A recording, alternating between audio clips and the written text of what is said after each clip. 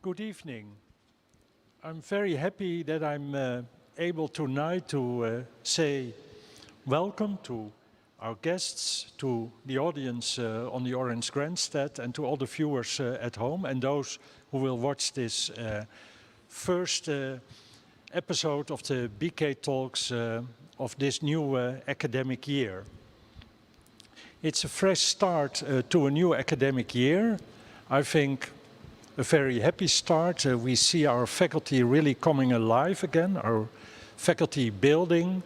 Many more things have become possible. There are still restrictions, like the number of people here on the Orange Grandstand, but still, I think it's wonderful to have you here. And yeah, we all hope, of course, that in the coming months, even the restrictions that are still present will disappear, and we will be, well, back to a building full of people and full of activities.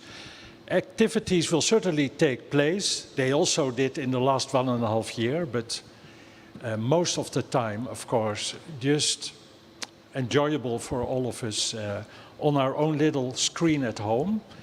And this is, of course, also something we're going to discuss tonight, because this first BK Talks is dedicated, connected to our first exhibition. Of course, BK Talks is part of our public program, curated by Javier Arpa, who will also give us a preview of what's going to happen in the coming semester at the end of this session. It's, of course, the BK Talks, the debates that we organize to discuss urgent issues in our faculty, but also in the world as a whole. Of course, also the other important part of our public program, the Berlage lectures. Also there, Salomon Frausto and the Berlage organized a beautiful line-up of speakers. Unfortunately, the first Berlage lecture planned tomorrow had to be postponed.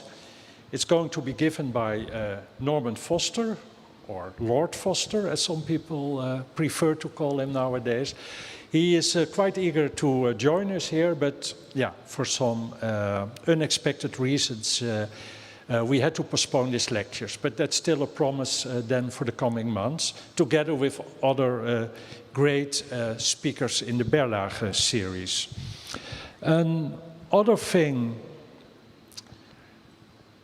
is also connected to the public program. It's our series of exhibitions, and there some things have changed for a number of reasons, and I think we should not go into that now. We had to redesign the former exhibition space and change it into a workspace for students. That's almost finished, but already being used quite well by students. But of course, exhibitions are an important part of our life in the faculty and of our public program. So we invented a series of movable walls that can be put everywhere in the building. The idea is to have them mainly here in the Orange Hall as part of the public program. So the idea is also to connect our lectures and our BK Talk discussions to the exhibitions that are taking place here. The walls can move very easily, and we could even put them here in front of the grandstand, and we can also put them inside the grandstand, and now they're positioned next to the grandstand. And the first exhibition is, well, in fact, the reason we have this first BK Talks. It's the result of an open call that was organized by us, the faculty, but mostly by Javier Arpa, our curator of the public program. An open call to make an exhibition to reopen our program and to inaugurate our new exhibition facilities.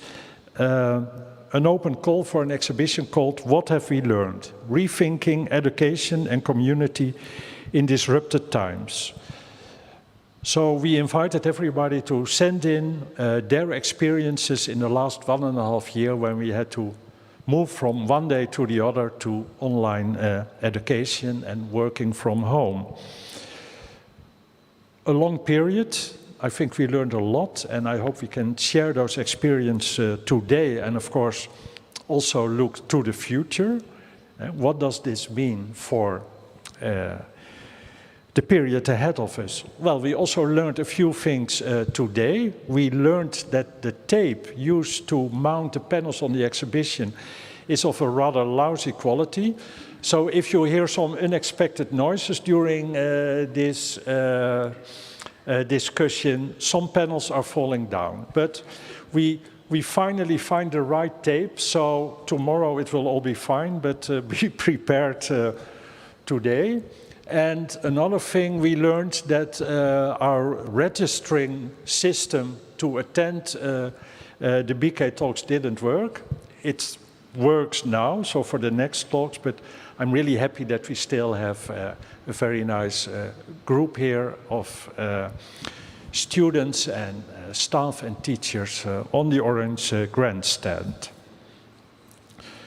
So, what have we learned? The title of the exhibition and of these BK talks. We want to discuss that. We have 6 guests here on the orange chairs. 5 of them contributed to the exhibition, and we will ask them in a minute to give a very brief, let's say, summary of what their contribution to the exhibition entails. And we have, I'm very happy also to be able to introduce her, my colleague Carola Hein, who will be responding to the contributions. And then, of course, we hope we can have a discussion here in the front, but also with you in the audience. And let me quote just a few lines from the introduction of the open call for the exhibition, and then I want to give the floor to the contributors. So our, let's say, open call said, the global health pandemic has shined a harsh light on the challenges that humanity faces and forced, amongst many other major changes in our daily lives, an abrupt shift to online education during more than 3 semesters. It will be some time before we know the full impact of the pandemic and the induced shift to remote learning. How did it alter our work? The students' careers, for example, are certainly affected, possibly, or maybe not, and we can discuss that, by this change in how we work and teach. The exhibition, What Have We Learned?, wants to shine a light on the work from home period. What Have We Learned aims at sharing faculty's, students and staff's experiences and wonders what is worth keeping from over a year at home behind our computers. So after this introduction, I would like to ask our guests to give a brief explanation of their part in the exhibition. And well, let me start on my left side. Stavros, can I invite you? Is this working? Yeah. Yes, sure. I don't know how. Yeah, I'll try to make it brief. So, you know, I mean, asking me to speak briefly, it's a big task for me, but I'll try to do it briefly. It fell down, actually, really, yeah? Okay. No, what we try to do and what we have in the exhibition is the work of what we produced last year in the design studio we had in the architecture theory group. And also starting from the title that you have there, I mean, not now, but before, the disrupted times. I mean, we've heard about these disrupted times from many different perspectives, so politically disrupted, financially disrupted, or any kind of other disruption. We were trying to approach it as how could we architecturally think of these disruptions, and we thought that perhaps one way to think of this disruption that COVID caused would be to think of it in terms of the relationship between the inside and the outside, so the interior and the exterior, and how could we manipulate or play with that relationship of inside and outside in order to architecturally address the issues that COVID was causing. And to do that, we re-understood the inside and the outside as not only spatial, but also temporal. So in somewhere and out of somewhere became also in time-wise and out time-wise. So the interior became something that we already interiorized, so a slow thing that we know. and the outside became something that comes unexpected, so the unexpected. So we complexified the inside and outside like that, and in doing so we also found out that perhaps the way that a collective can be produced is by playing with that relation, by allowing for unexpected encounters to happen, and these encounters could be architecturally designed. Okay. It was brief. That was very brief. Okay, thank you. I was, I think, too brief because I just said Stavros, but I think I should have introduced you. Stavros okay. Kousoulas, he's a very valued faculty member working in the theory section of the Department of Architecture.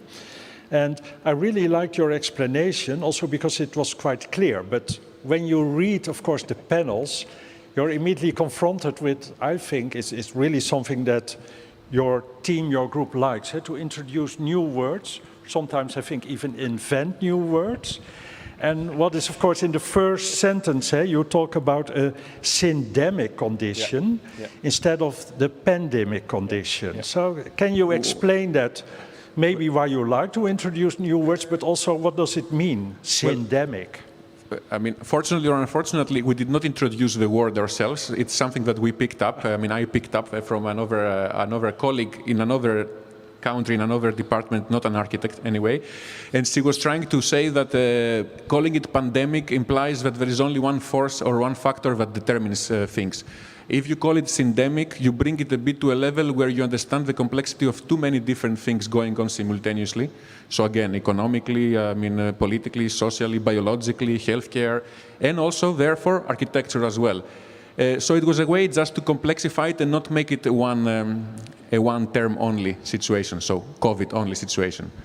Okay. But yeah, I tried to explain it in the text, but I think I have to rewrite the syndemic. Everyone has been asking me about the syndemic term, so yeah, it's indeed true. Yeah. Okay. Carola, do you want to? Yeah, I can build on that because you introduce also another word in that. But rather than thinking about these words themselves, you could talk a bit about why words matter, and how do we need to rethink words? Is that one of the takeaway learnings that we are looking for in terms of what have we learned from this period? Yeah, when you say words, you mean words in the literal sense, words, or you mean ideas? Well, let's start with the words themselves. Okay. Okay, I promise I'm not going to ask you back. That's it. That's what I wanted to know. Yeah, no, I would. I mean, strangely, for supposedly doing theory, I'm not a big fan of words because many times they lead up to the other thing, the ideas part. And ideas are extremely valuable, but only as long as you know that they're actually produced by something. So they're not dropping from the sky, neither they're commanding everything. They're actually produced in very specific ways.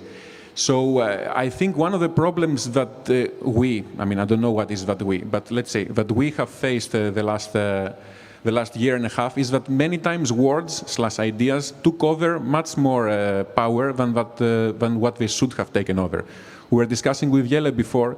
It seems that many times instead of facing reality as it should be faced and as it is produced and as we could intervene to it, we were just blindfolded by either wishful thinking or just vague ideas that didn't lead anywhere particularly successful in the way that we dealt with it in the bigger picture. So I think as architects we could contribute to that, being trained to intervene with materiality itself, actually contribute to that even when it comes to COVID, and think of ways that we can intervene to it, not in the sense of abstract ideas or abstract words, but in the actual here and now of how things are done and produced and experienced. That's what we try to do in the studio also. So when I look back at your in, out, and side, you could say that even the concept or the term of interiors and domesticity should be rethought and rediscussed in the COVID conditions, which would be a clear takeaway for the question that Dick asked in the beginning, what have we learned? Well, one quick takeaway point for further discussion would be, how do we think the interior spaces and how much space should be given at a time when people work at home and all of a sudden need more space during the day to keep the kids out of their work session or the dogs or whatever else is going on. Yeah, and I think that's really a good connection to our next contributor, Jelle Koolwijk. member of the Department of Management in the built environment. Jelle, can you explain what you sent in for this exhibition? Yes, what we've sent in is, I'm a lecturer in case studies, so we teach students to do research, for instance, by the use of interviews. And what we did is that we saw COVID as a big opportunity, because COVID affects our daily lives, our social world tremendously. It changes the rules in our social systems and how we behave and those sorts of things. And what we did with our students is we did about 46 interviews with office workers that work for different companies, but how Corona and the COVID rules that were imposed on them, how it changed their daily lives, their well-being, and also their effectiveness as an office worker.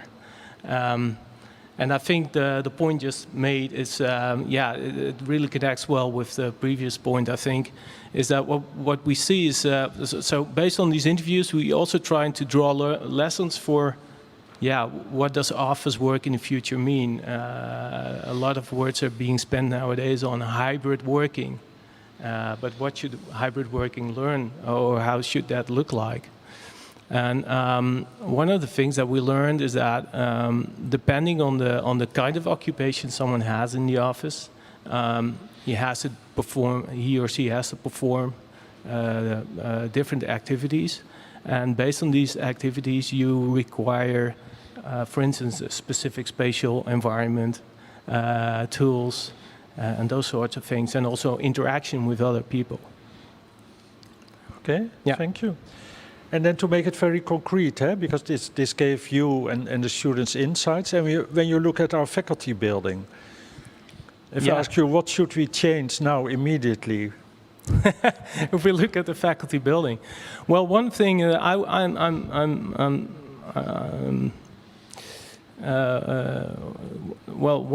of the departments where we interviewed people was a department that was busy with urban design. And they were working on very complex inner city urban designs with different disciplines working together, a very complex thing. And what I saw in this office environment, or what the people told us, is that they were used to work with physical models like we do here at the faculty building, and discuss the spatial design using these physical models. And all of a sudden, also the people here had to start working online, and in this virtual world, these physical models don't have value anymore, because you can't walk around them together, look at the same place at the same specific position. So if we look at how we teach urban design here at Delft, in Delft, we should either shift more to working with 3D and virtual models, so virtual reality, and have a sort of multiplayer mode so that people can look at this at the same time, the same position, or we should figure out a way that we can still use these physical models, but discuss them in the virtual world in some way. Because you presume that we keep working, let's say, well, if you look at the distance. World Health Organization and the warnings that they are giving, a part of the world will probably go in lockdown every now and then. So, and our student population is dispersed around the world. So some students of us will be stuck in Colombia, or so. Well, I hope most of our students are able to get down here and we'll work physically again with physical models. But some of our population will also be somewhere on the other place around the world. So we need to figure out how we can teach these, how can we communicate with about these complex designs also in other ways than just using physical models. Okay, well, we come back to the future. Yeah. Thank you. Carola, would you also like to react?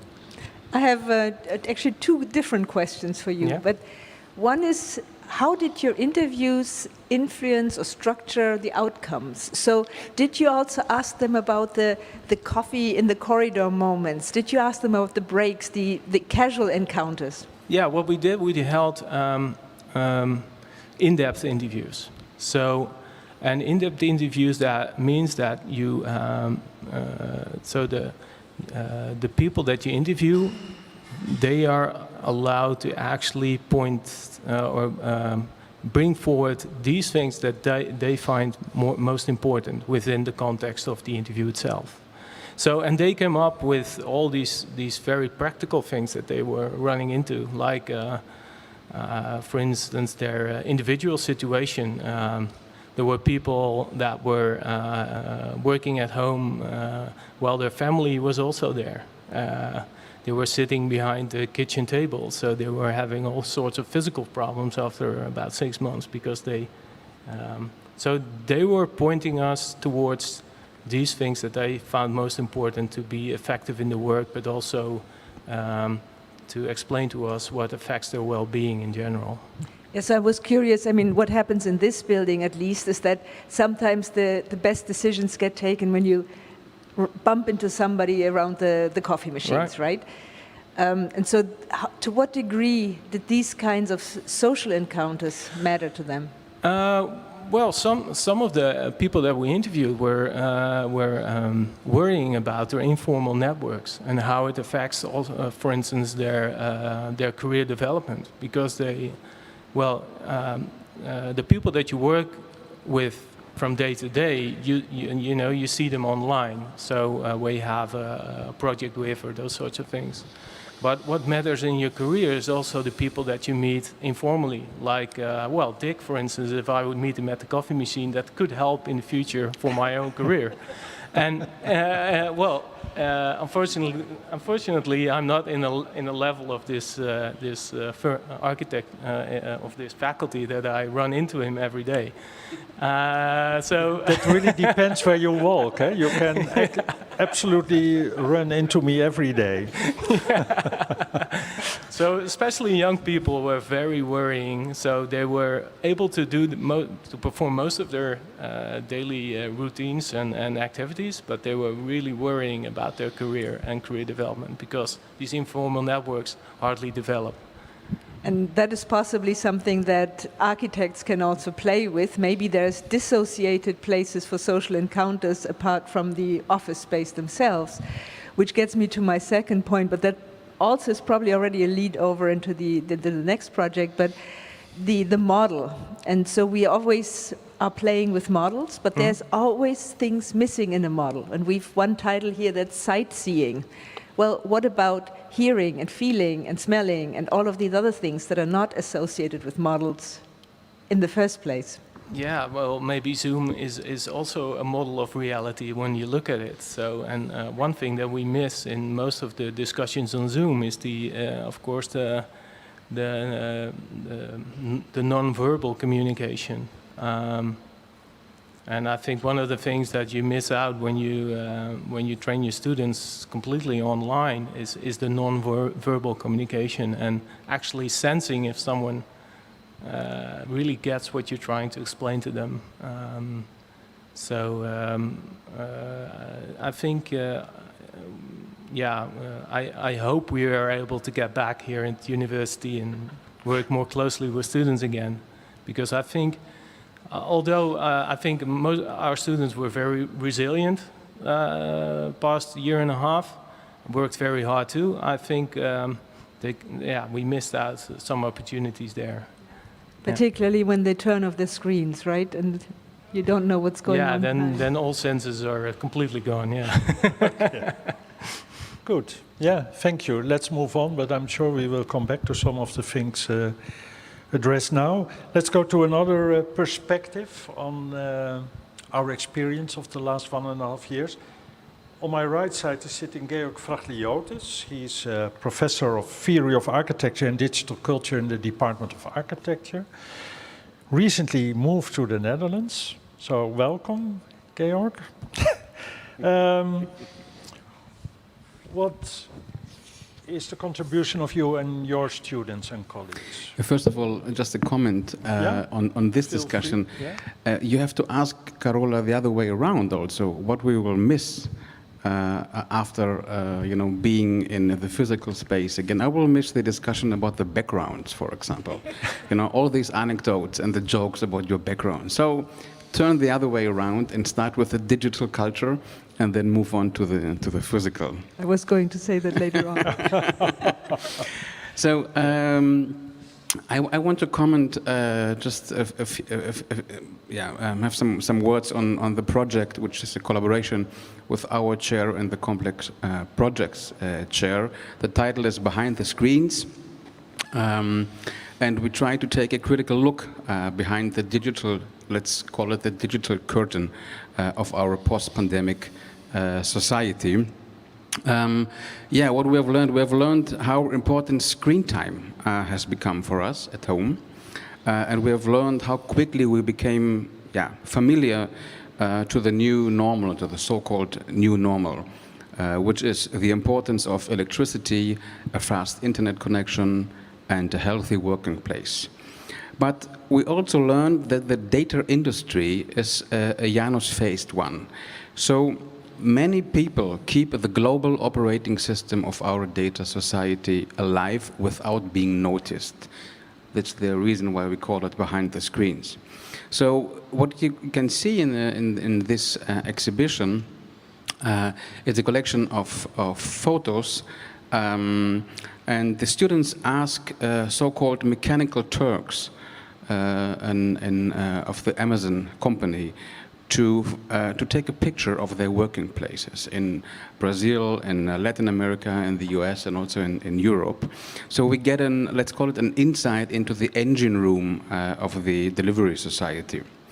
So-called mechanical Turks embody the backside of the digital. People who are manually annotating and tagging data for us. So the dream of automation is possible because of thousands of mechanical Turks. And the conclusion for us is that if we in architecture want to look for new models of community, and I think this is one of the big goals, models of community, but also of coexistence, and if we ask ourselves what design means in a data society, we should also look for the hidden spaces, the invisible spaces of knowledge production in our system. In this case, for example, the data infrastructure. The students, I have to say, it's a fantastic student team: Edward Summit, Lorenz Bohne, and Lea Scherer. Congratulations. Well, thank you, Georg. And well, you bring to the audience some, big questions. But it seems you are still looking for the answers. Or did you already find some answers?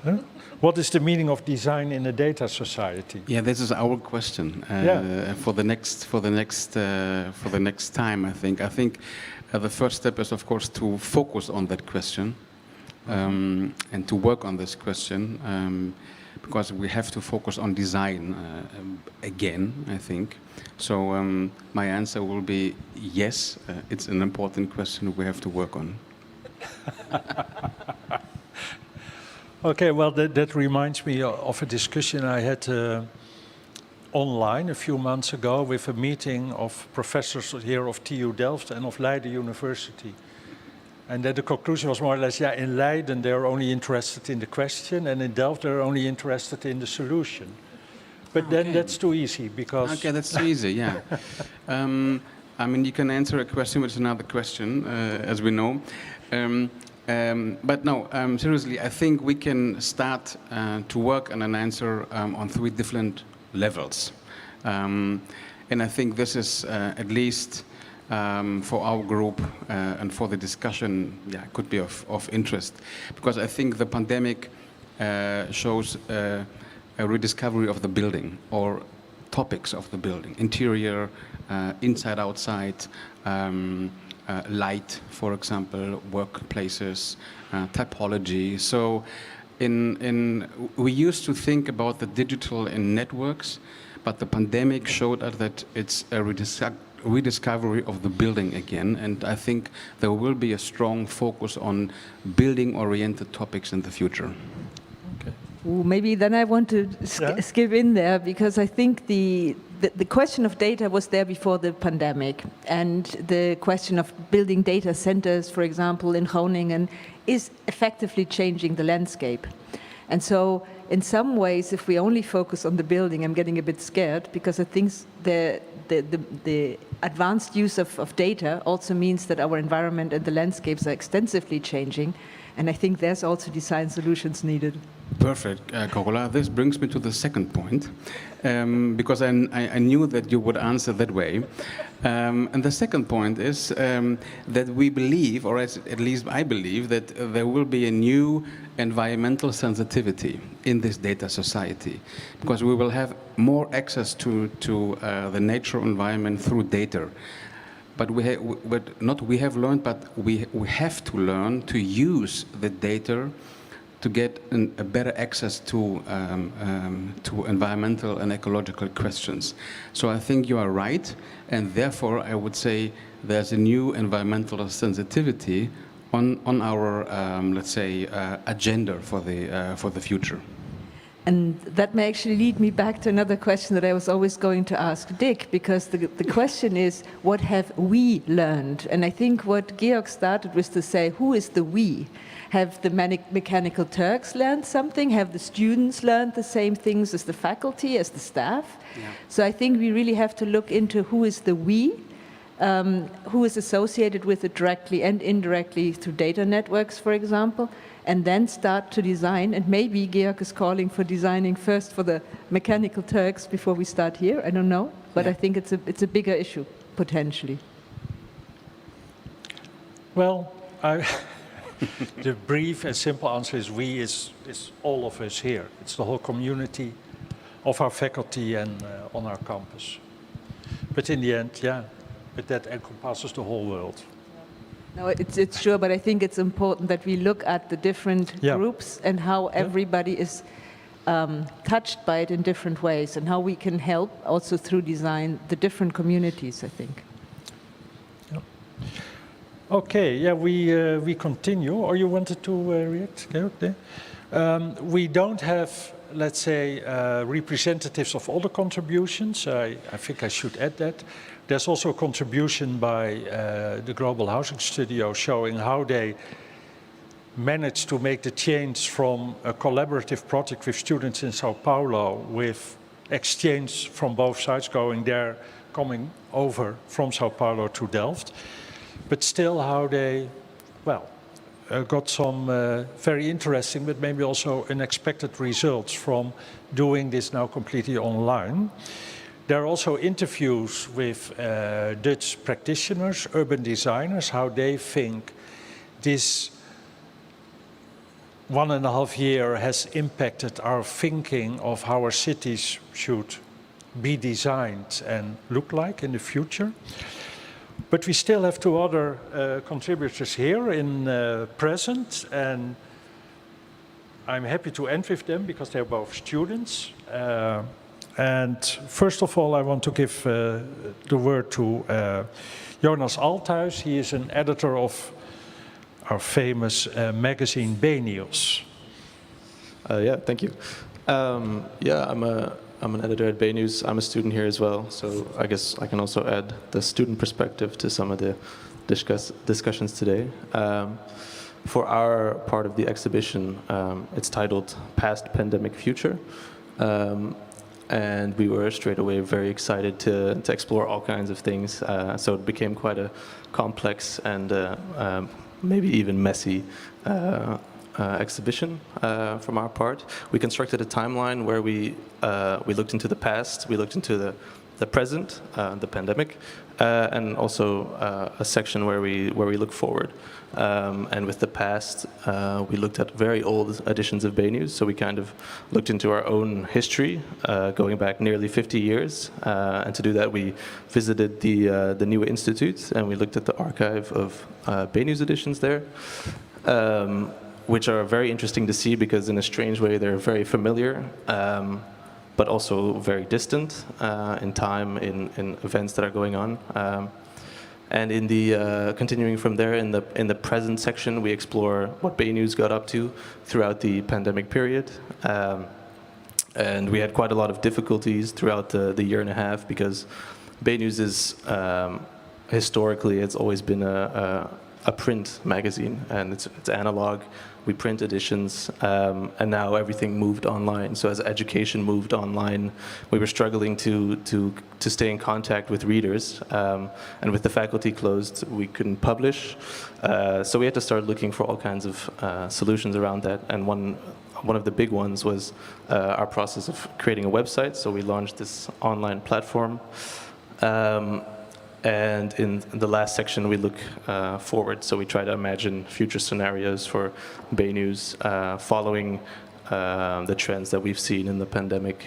So we kind of ask, where is it going? And with that, we also invite all the visitors to the exhibition to share with us their experiences throughout the pandemic period. So we ask, what have you learned? And ask them to add it on our posters. That's about it. Thank you. Yeah, I must say, like the other contributions, but I was intrigued by yours, because it really raises some questions that I also struggle with. Yeah, thank you. I have to keep the mic closer to my mouth. That's one of my eternal problems. I need some therapy to change that. But it's about sharing information.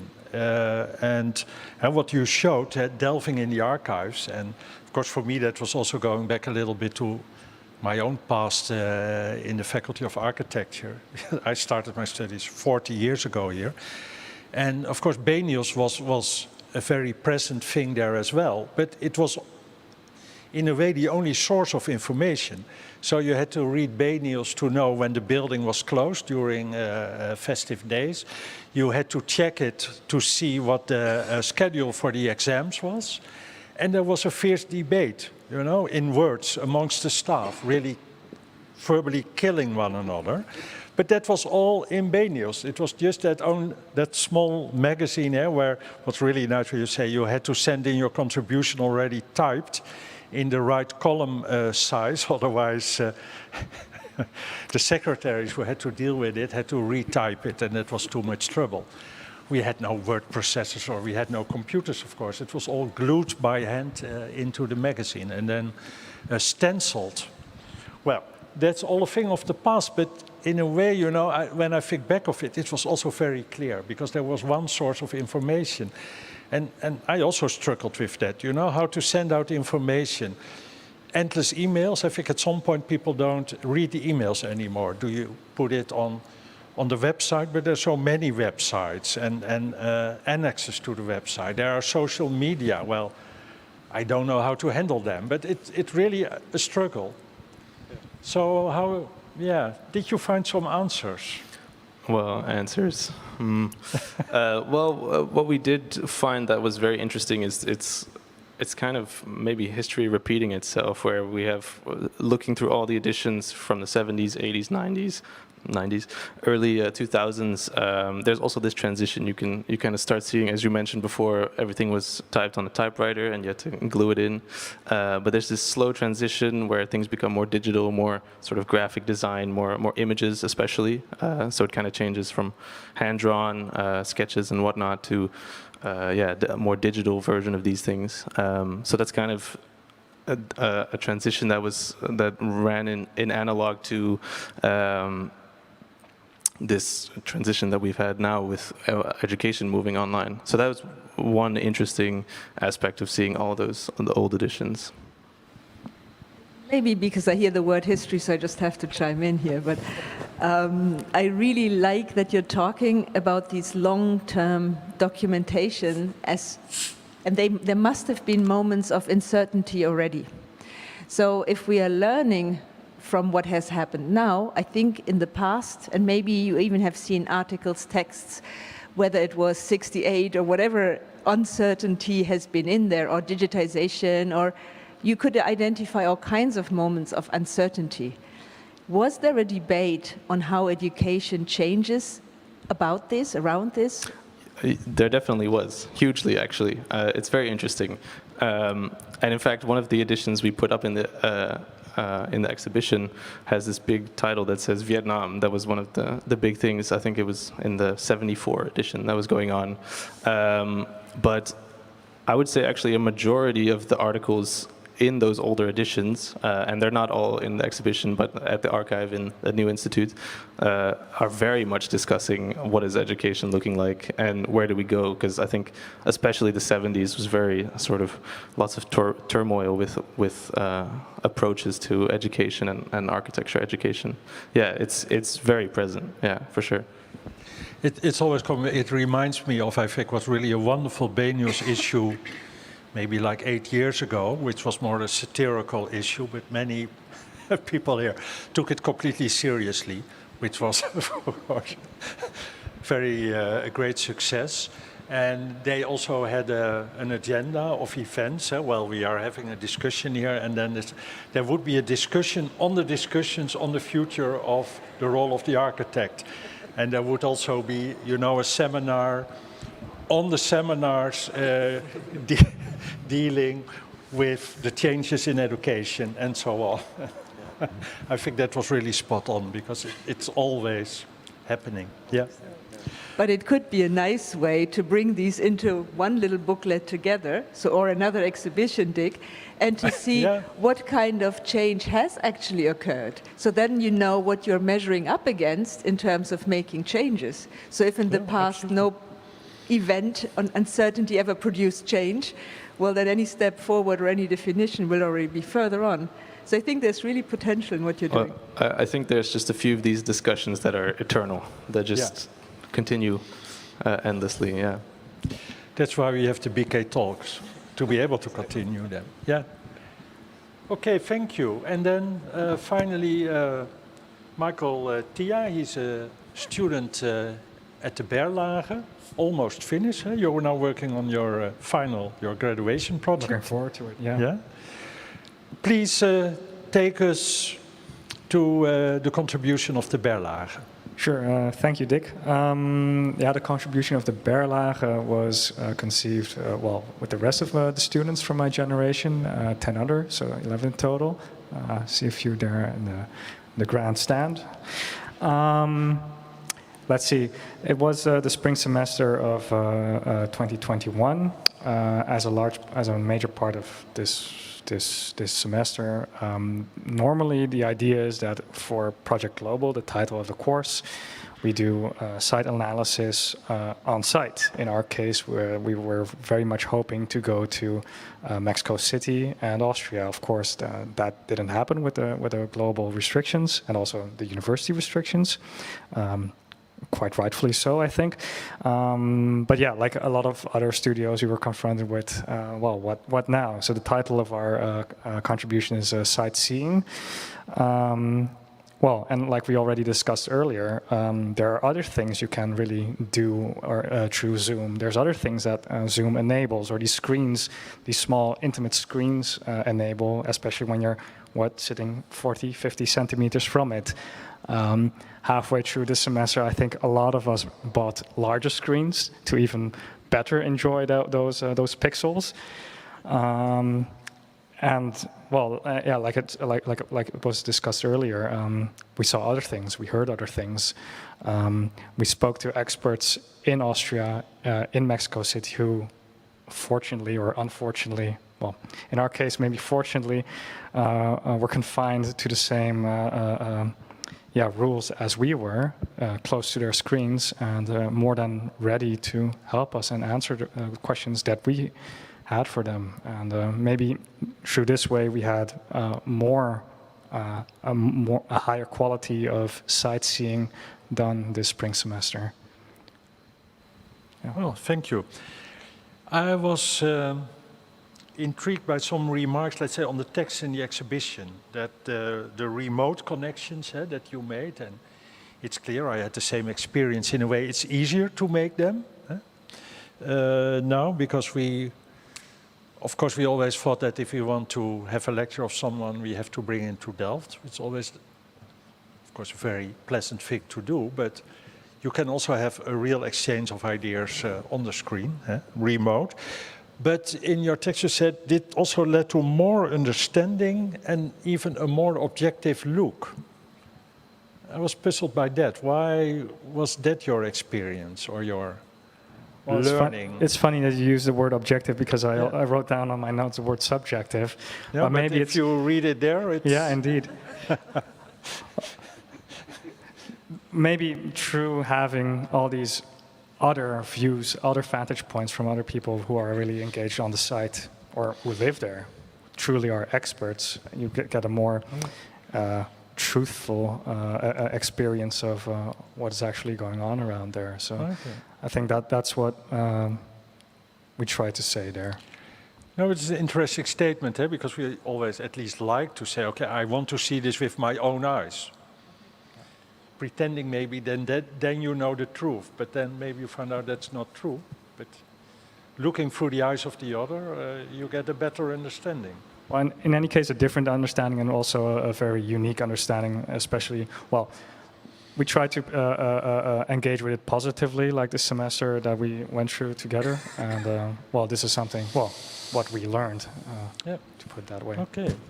It was interesting because I also picked up on one of the sentences where you said, how can we benefit from off-site documentation? And I think there's a lot of things you can do. We even had the history field, the big field trips of the Grondslagen were online. But then Google Maps, for example, only leads you into some streets that have been filmed and everything else is off limits. So I was really wondering, well, what are the disadvantages? So it would be nice to add sort of the truth and the disbelief part to it. Yeah, maybe to go back on those screens, which I was talking about earlier, it's also nice that there's these impromptu moments that occur on screen. Well, I'm sure that everybody noticed that people multitask during Zoom conversations. Even here at this panel, there's people with screens, right? Or maybe in the audience as well. There's always other screens or other windows. And during screen sharing, you can also share that juxtaposition of information and different, well, subjective and objective and, I don't know, corporate media channels together and comment on those, reflect on those collectively. And through that, well, find out more. Okay, thank you. Well, having had this round and some questions, I think, now we have to go to the big question, of course. We have, well, shared some of the things that we learned, but what does this actually mean for the future? What will change? Will anything change, or are we going back? It's, of course, already a discussion from the start of the pandemic. Will we go back to where we were in February 2020? And maybe if I may, Dick, I just would like to add one more point also from my experience into it. So we taught a class on Beirut. So we actually had two disasters. We had the explosion in the port of Beirut and then COVID. And I had probably one of my most fascinating class moments in a long time, because we ended up seeing that 6 universities around the world had taken the explosion in the port of Beirut as a starting point. And we started inviting each other to these, to our classes, to our studios. So we had Beirut and Tsinghua and Egypt and Yale and Miami at some time all on the screen. So we had 70 students and 5 different faculty members, and we put them in breakout rooms, and there was this great discussion going on. But what I realized from that moment on, how important the attitudes are in which you actually engage the teaching. So interestingly, Beirut, and they couldn't get to the site either for their own reasons, but they chose to have a visionary approach. So take a theoretical, conceptual approach and then use it for your project.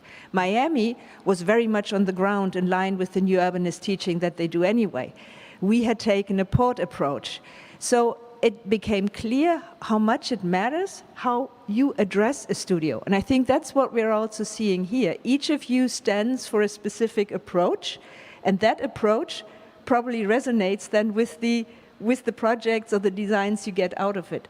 So there may be a moment of reflection, and in that way it was really syndemic in that sense. You had the explosion, you had the pandemic and an end, so I like that. But that's where also the theorization comes in nicely. But another point of reflection that I would like to invite you to is then to say, well, what do we want to achieve in the future? How has this changed our approach to teaching? And in the end, also what I think matters also to Dick, where does Delft come in? How would Delft do it differently than other institutions? So what have we learned and what should we do? Just adding on to your point. And maybe you have to appoint someone or I can do it. Anybody volunteering, or should we go Stavros? Yeah, I don't mind volunteering because I've been taking notes throughout the whole I mean, how can I call them, presentations, the discussion anyway. I've been taking notes, and I mean, when Dick mentioned, for example, education, I mean, I always like to remind myself that education comes from a Latin word which is educare, and it means to lead out. So let's say that the very precise meaning of a word is leading something out. That's where education comes. In a way, you could think that perhaps what education is actually already still now doing is perhaps leading people out of their comfort zones, or out of the things they thought they knew, or out of the things that they were really heavily impressed growing up as smaller kids or as younger, let's say, adults. And in that sense, it's nicely connected also with design, because if you take also the etymology of design, again in Latin, it means to designate, it means to indicate. So it means to point how things could be done. So in a way, already design, it's connected with the future by default, because if you want to point how things could be done, it's always about something that's not in front of you yet. It's about to come. So I think even if we don't really think about it, we're always speaking about the future one way or another as architects or designers. And I'm going to make a small parenthesis. I was reading yesterday a text by another philosopher called Bergson, and he was saying in there that he was speaking about many different things. But he used to live in the beginning of the 20th century, and he said that after the First World War, they were approaching him, famous journalists, and him as a famous philosopher, and asking him, what do you think is the future of literature? And he was telling them that if I knew the future of literature, I would be doing it already, so I could get all the fame myself. So perhaps what he's recommending is that we open up these leading out moments, so these unexpected moments, so that we make this searching of the future a collective enterprise, as Carola was mentioning. So it's not about the genius finding it, it's about opening up to the collective that can find it together and actually produce it here. And again, I think we're blessed as architects to always occupy ourselves with that question, you know, the future of things. Yeah, I think I can sort of segue into something else that is perhaps also in a way repeating this question of what have we learned, but and also telling a specific story. So in April, I think was for perhaps many of us kind of another low point after this. Well, I should say. After a low point, because we had the lockdowns, we had the curfew and whatnot, January, February, March, whatever. And at that point, Bay News set up this project where we started these interviews with students, and we interviewed about 30 students, and we set up 6 questions to ask everyone, and one of them was actually specifically, what have you learned from the past year? And a huge variety of answers, obviously. But what we did repeatedly hear from the students throughout the interviews is, you know what, it's very good I'm here because this is the first time I'm really actively reflecting on it.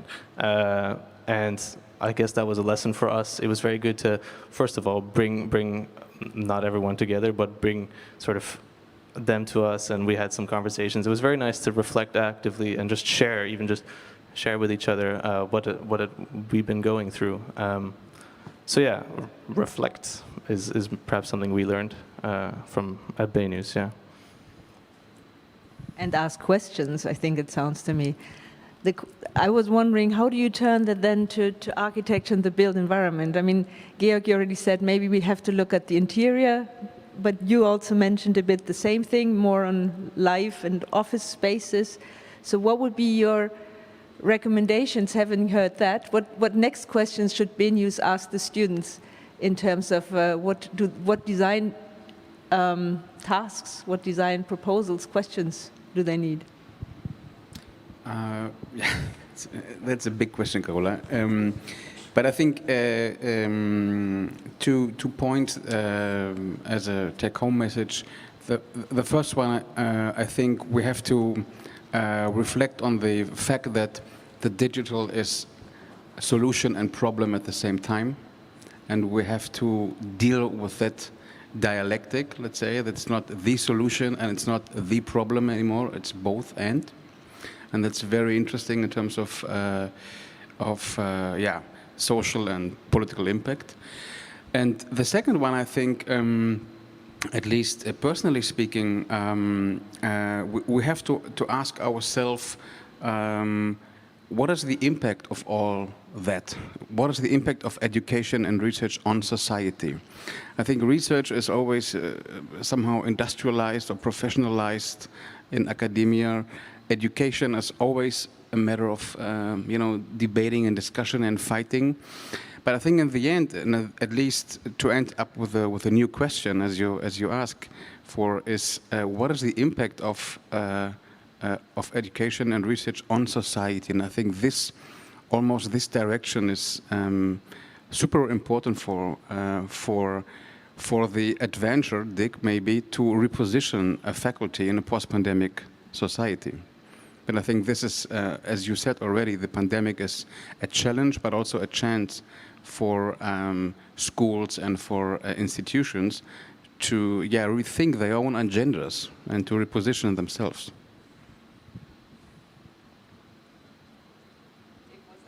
Was that a question almost to you to reflect back on? And we are here to help you, Dick. That's a very big question. That needs some more BK talks, I think, to collectively see what, and indeed Stavros said it, we don't know the future, so how can we talk about it? But still, what do we take from this to what we are actually doing now and what we should change now? In fact, I think it's a discussion that's being held now everywhere. Yesterday, I even had that discussion with the other deans of the faculties of TU Delft and the board. And in the end, you know, we made a matrix of everything that needs to be addressed. And well, I was just wondering, because if you, in the end, we made also a kind of word cloud of it, of course, not on a screen, but just by thinking. And the word that was really there very big in the center was the word climate, because everything is related to what we have to face regarding the climate. And the next word was health. But these two words were not mentioned this evening. But I think they are central in what we have to do and how we have to think about what we can do here and what we contribute as a faculty of architecture. In the sense of climate, you mean the climate... The climate crisis.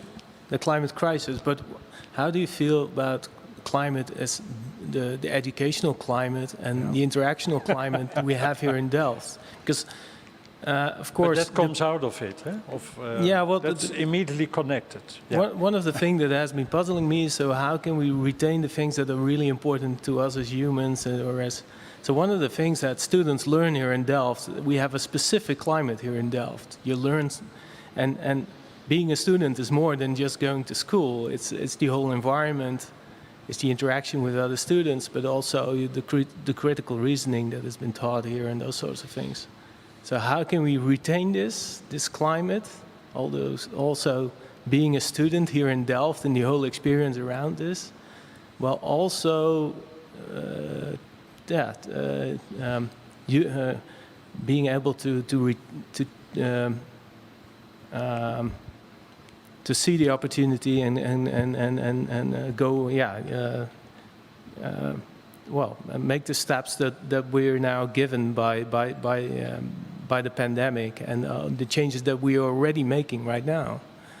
So I'm really trying to figure out, okay, what's really valuable, what should we retain or even foster, and what should we change in that sense if it comes to education? Well, I think, what at least I think we have learned is that to keep, let's say, a climate here where students can really, well, how shall we say it, learn and make steps in developing themselves, their own position. And that's why what they are here for is actually being here. So what we learned from 1.5 years not being here is that that's not the way, I think, to continue, that we need to be here together. I had many discussions with students, and the first thing always comes up is not so much, the online education, the actual teaching, because, well, we discussed that already. A lot of new possibilities have been explored there, and they are very valuable. But in the end, you learn much more from your colleagues sitting together, working together. And to do that online, I don't know. Maybe we develop methods to do that as well. But I think we need to be together here to do that.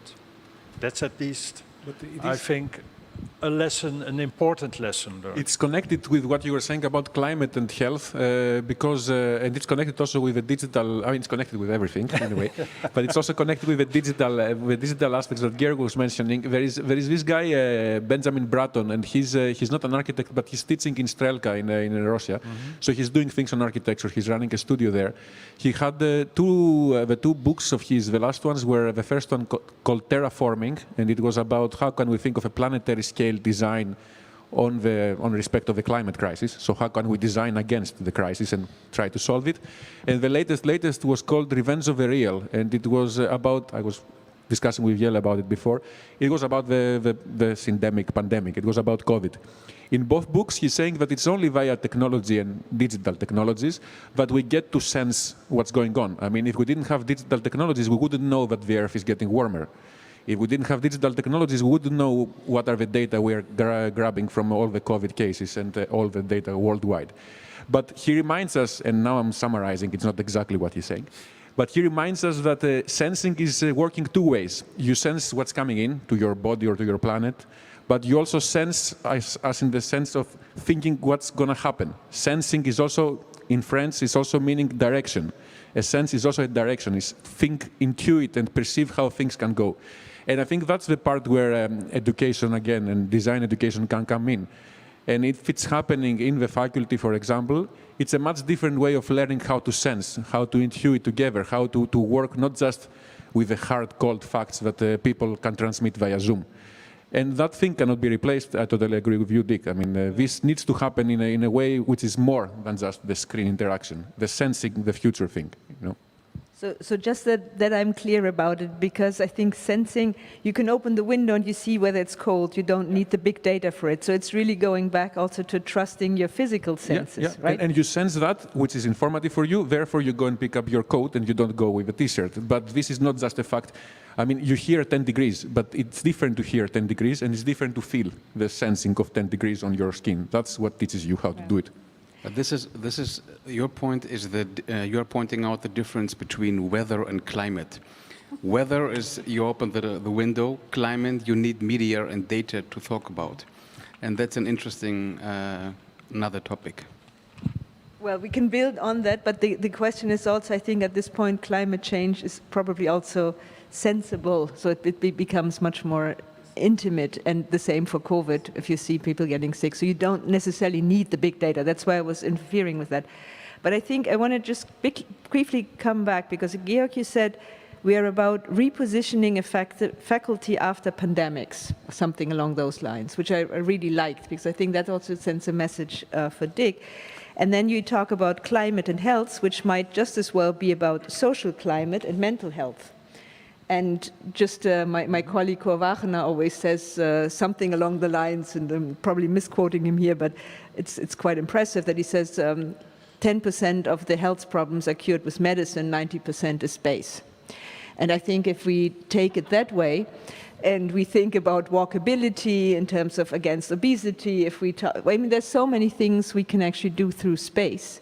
So I really like this coming down to climate and health, spoken broadly. So I just wanted to pull that together. But maybe you also want to come back in on this whole international dimension of the faculty, because I think that's another thing that we do very well. There is a Delft thing, which we might want to come back to, but there's also an international dimension to it. Yeah, maybe then I'm coincidentally exactly the wrong person to ask from my generation, since from our 11 participants in the program, I am the only Dutch person. So maybe if anyone, I don't know, if are we accepting comments from the audience? Of course. Yeah. I invited them at the very beginning. Fantastic. But, well, if anyone, one of you three would like to come down and comment on this, then please help me here. So maybe while you decide who is finally stepping down, I will give you one more little clue. But start walking down, because otherwise you can start and think, I think. The Delft rector, the former rector, once asked us, is there a difference between teaching mathematics in Shanghai or in Delft? And we had a really intriguing discussion about that, where I would say, yes, there is a difference, because there's different values attached to it, which I think comes back to your social climate kind of discussion. So now you're down here, now you can start talking. First, could you repeat the question again, so I'm sure that I'm answering it properly? It was just about, is it generally about kind of the connection across, like, international, or like the what do you call it? Well, I think an exchange, exchange across different cultures internationally, or is it about kind of just the international experience in the faculty here? Well, what I was trying to get to in these discussions, I think we've been pointing sideways to that there is a specific Delft climate. But this specific Delft climate is also due to the fact that 50% of our master students are international. And so, for me at least, in some ways, we are teaching also to help people communicate. So there's a kind of social space that I always hope that if people come out of here, then it's easier for someone who has a, Polish background to talk to someone who has a Korean background to talk to someone.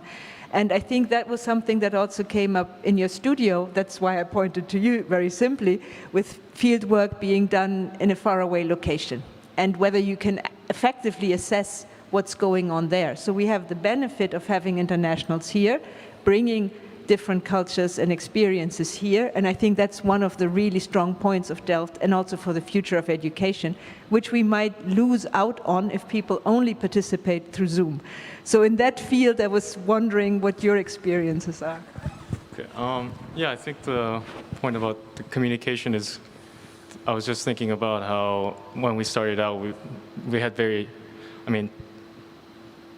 seemingly different levels of English, but I think there's still like quite a high standard of English that is required to be able to participate within this climate, right? And then even with all the experts that we talk to internationally, they also have this background. But it was interesting to see that shift drastically throughout the year, and I'm not sure if that is more or less because of the Zoom environment. Part of it seems like when within that space, because the kind of frame flashes, at least you can tell, someone was trying to talk, and you give the person space to speak up and like give them the time to express their ideas. More so maybe if you were in an environment in person. But there are just, and then the kind of in terms of like, you say like 50%, the percentage-wise, I think that is also an interesting aspect, because when you have that, I guess, quantity, everyone is also more comfortable with that, needing to give that time. And when, I don't know, the undergraduate studies I had was all native speakers. I think if we had an international person there, it would be much more difficult for them. I don't know that.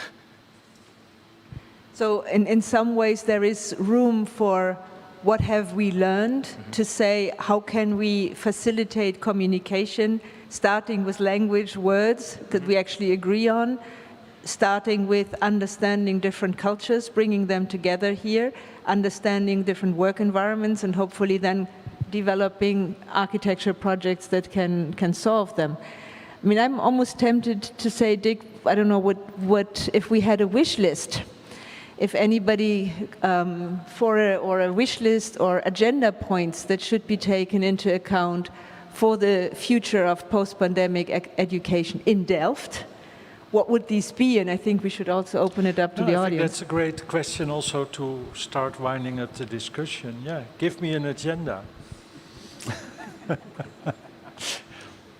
Of course, Maybe also asking the audience. Yeah. Maybe to immediately respond to Jin with maybe something which should be quite low on the agenda, because I think there's more pressing issues which will surely come up, is, well, if you're a newcomer and you are entered in the Zoom room, there's no social codes yet. I mean, these are things that we all had to find out, right? And maybe those awkward moments are nice starting points to engage in a social conversation, which you otherwise would have at a coffee machine.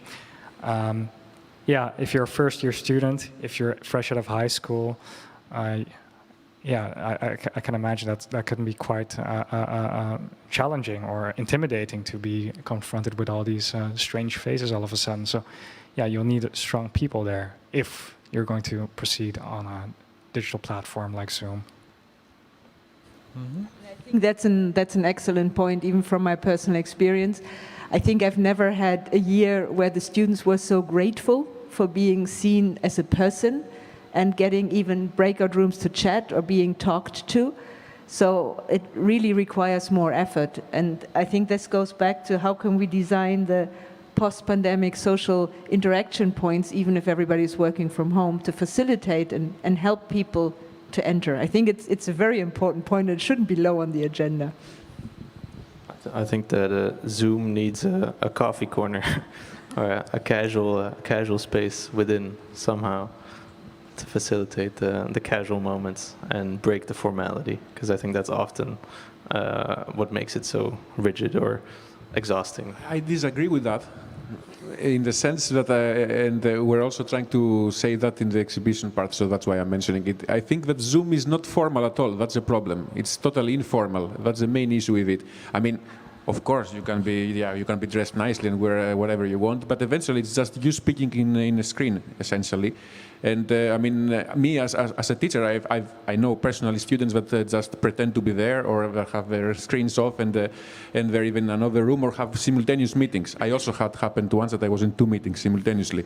So it might look formal, but it's exactly the opposite. It's informal. You're you with pajamas in the usual space that you're working.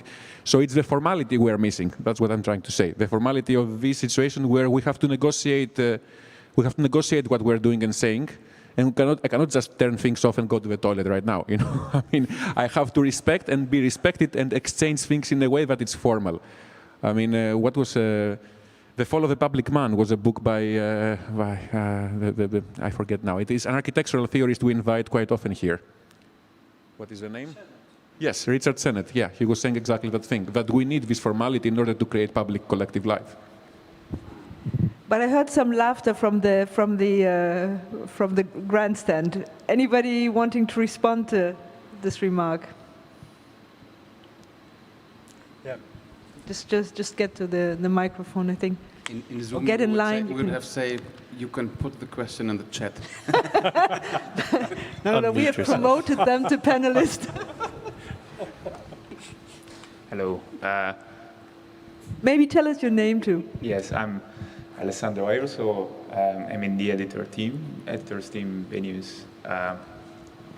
And I don't know if I disagree or agree with the formal discussion, but what I always thought, and actually it's one of the few answers that I can give myself to the question what have we learned, is that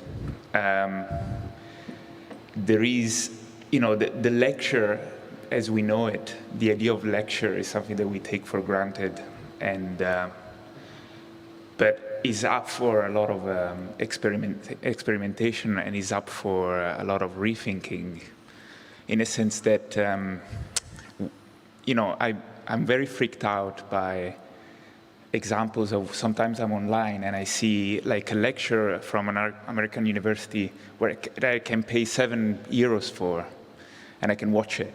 Right, and then I pay I get it given as a service.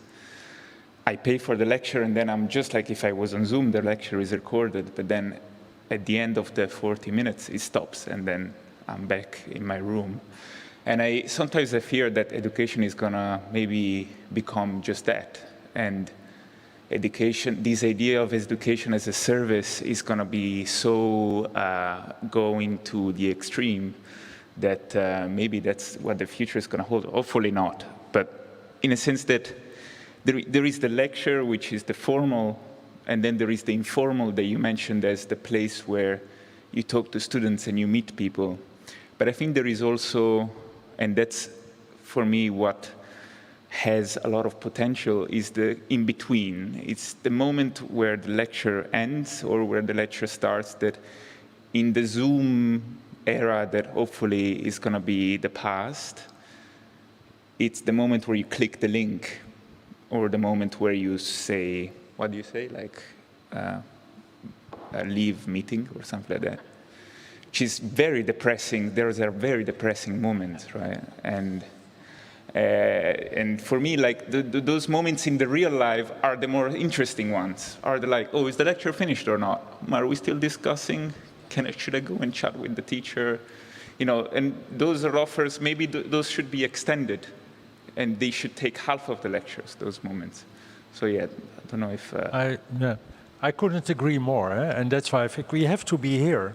As some people argue, we have a lot of discussions also here on the campus. No, it's very efficient, you know, working online. We have to keep it as a substantial part of our life here, and I really disagree, because it is not efficient. It's maybe efficient time-wise. You don't have to walk or cycle or drive to a meeting.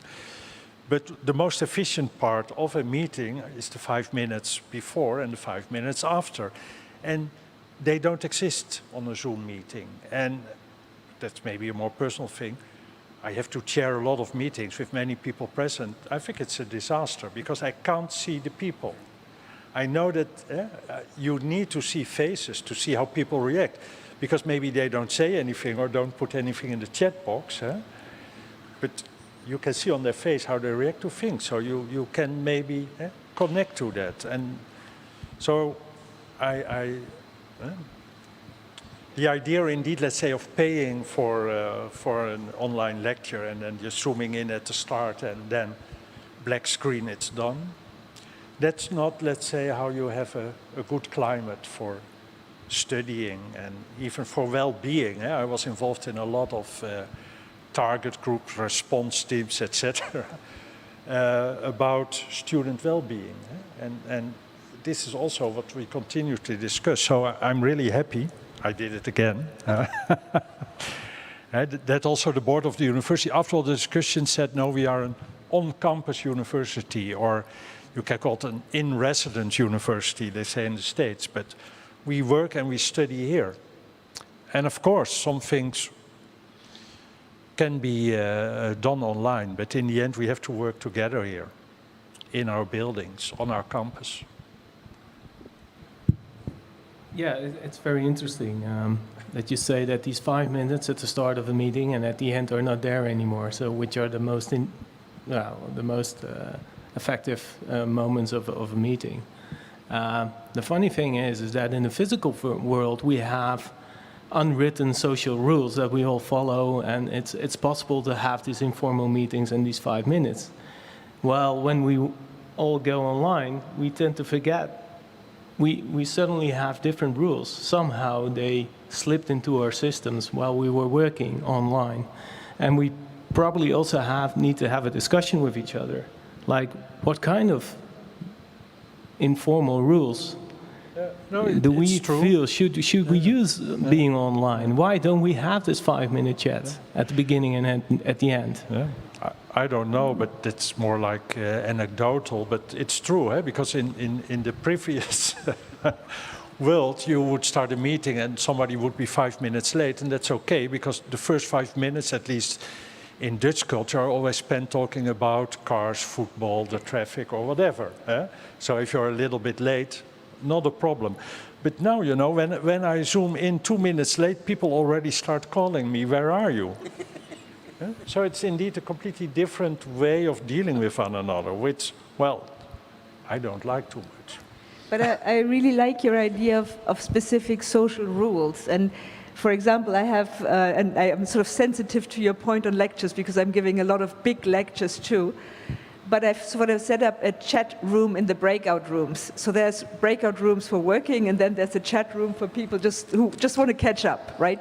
So the people who would be chatting at the back of a regular meeting, and you say, shh, well, just send them to the chat breakout room and catch up, because that's what you really want to do. So I think we need those new social rules, because the danger, and I like you, Zoom meetings, I mean, if it's just sending, come on, send me an A4 and I've been done in 5 minutes and I don't have to sit through an hour of information.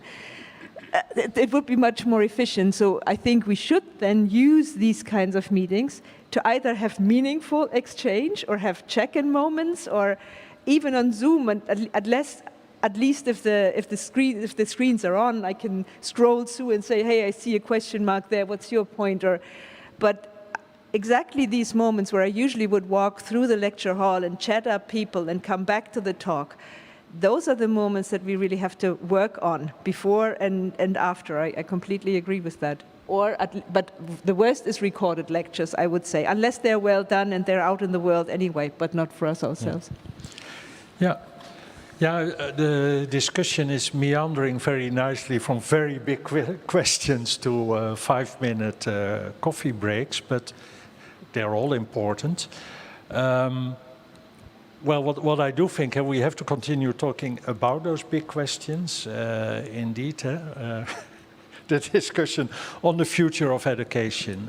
We have to continue that, and I think I'm very eager to have that with you. We are organizing a next series of meetings with the staff, the departments, and with the students, and of course we continue the BK talks, and education will be on the forefront of these discussions. But for now, I think the big questions are there, and let's try to find some answers in the coming period together. And we need all of you, also the students and the audience who's watching on screen. So what have we learned? We learned a lot of things, but we also know there are big questions still to address. Javier, you're already standing there? Yes, I'm here to But maybe Carola, do you want to have a final statement as our respondent? Well, I think we have addressed very nice questions, but I think there's a big question still out there that we really would like to address, and which was the origin of this exhibition. So what do we do in the field of architecture and urban design? What studios should we propose? What's out there in the student world? What's out there in the professional world? What are the topics that we really should address? And that probably needs a whole other round of BK talks, but I think that should be on the agenda too. But I hope we have answered a little bit the question of tonight. What have we learned? But there are a lot of questions still remaining. Javier, I want to give you the word to give us a kind of preview of what's coming. Yeah, well, first of all, thank you very much for participating in the exhibition, for contributing with your ideas. Not only you here, but those that also participate in the exhibition who are not here tonight. It was really nice to have those online Zoom meetings before the summer, so I appreciate the time that you spent on this. So thanks. I've learned to do exhibitions in this room, so that's already something. I've learned as well about tape, and well, I want to thank very much you contributors, also the BK Expo committee, there's somebody around here, as well as Lex and Robin, who have been working really hard on making that happen.